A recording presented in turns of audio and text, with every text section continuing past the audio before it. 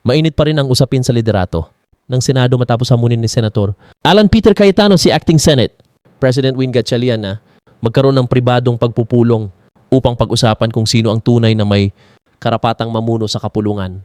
Ayon kay Cayetano, mayroon siyang nakikitang paraan upang maresolba ang sigalot.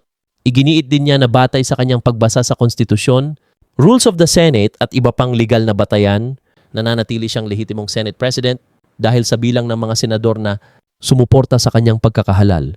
Gayunman, kinilala na ng ilang pangunahing law schools, legal institutions ng Malacanang at ng Integrated Bar of the Philippines ang bagong pamumuno ni Win Gatchalian matapos ang mga naging pangyayari sa Senado noong Hunyo 3. Sa ngayon, hinihintay pa kung magkakaroon ng pag-uusap ang dalawang kampo upang tuluyang malinawan ang issue sa liderato ng Senado.